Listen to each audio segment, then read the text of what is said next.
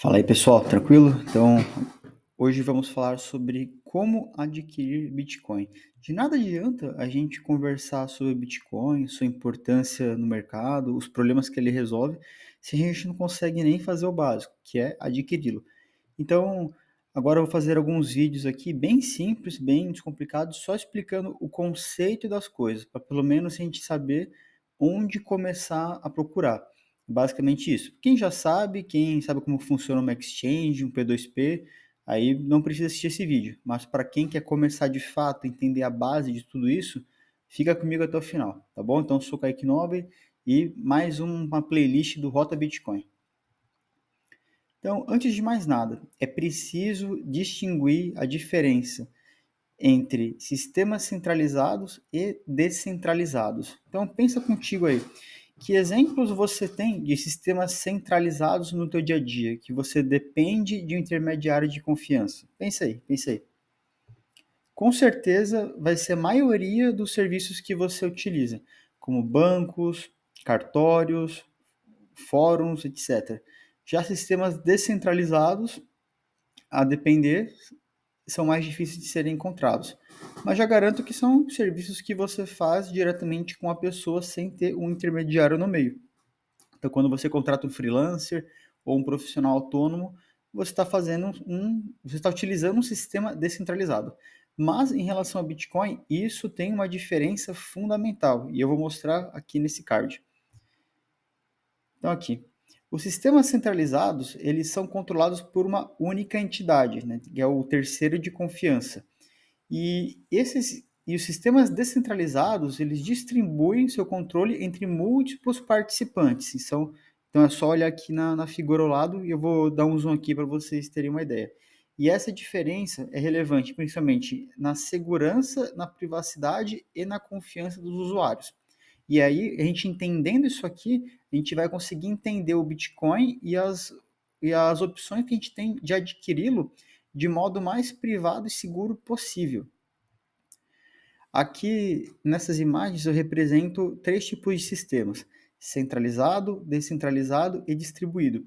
Sobre os sistemas centralizados, nós temos como exemplo bem comum os nossos bancos, pois nós temos pessoas ali na direção do banco que estão tomando decisões e estão intermediando as nossas transações comerciais.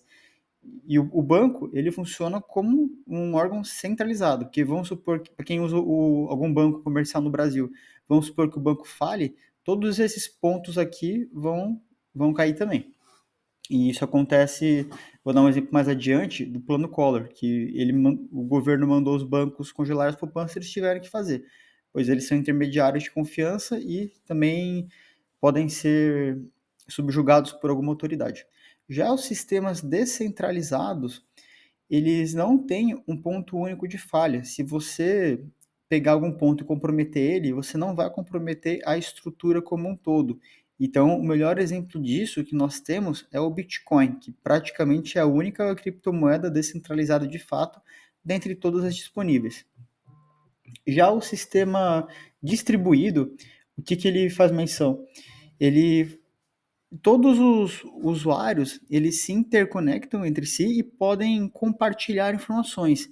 Então, um exemplo disso é a internet, onde nós podemos nos interconectar com outros usuários. E é possível você combinar esses tipos de arquiteturas. E eu vou mostrar mais adiante outros exemplos.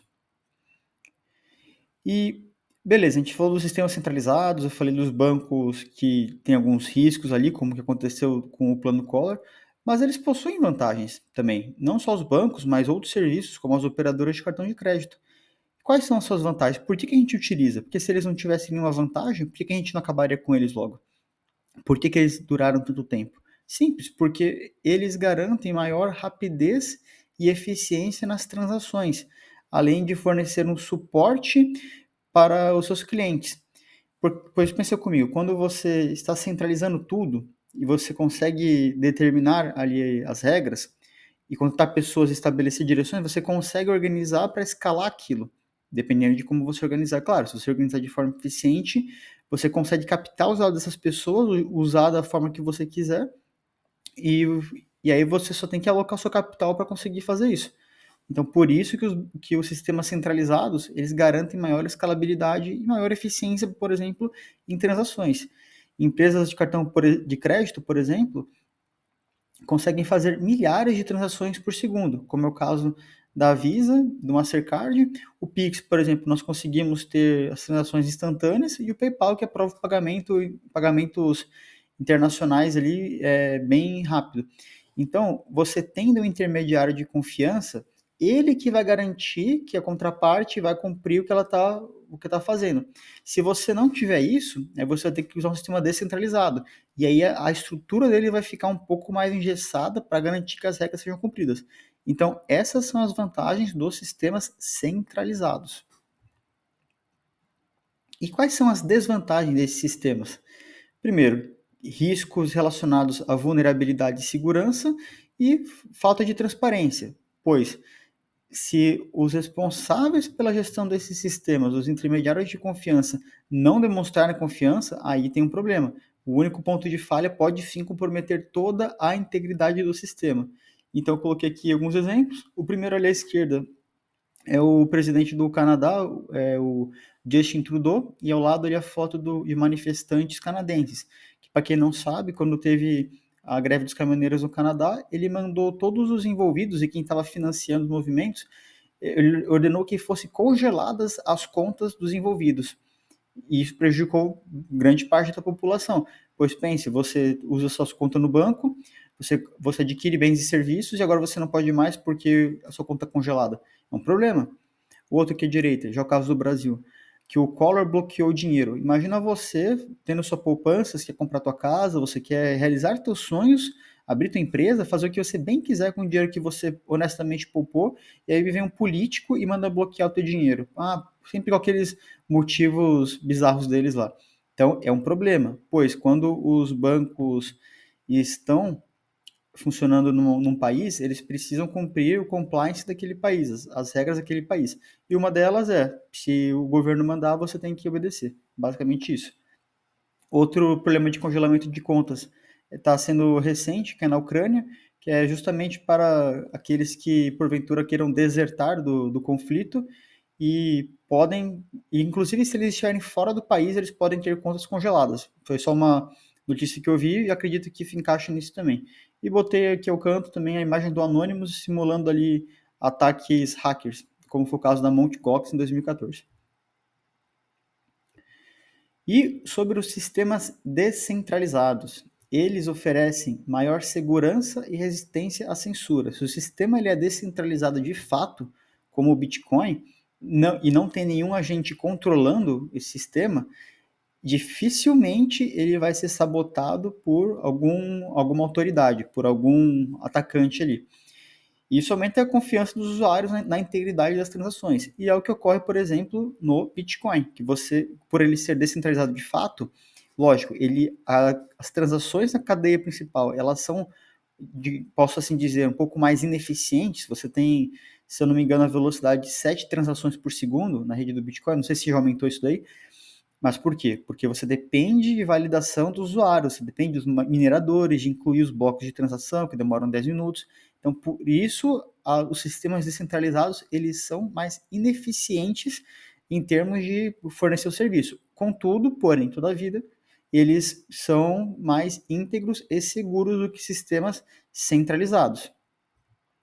E aí, alguns exemplos, os pontos ali em azul, que mesmo que você comprometam desses pontos, a rede inteira não vai ser comprometida.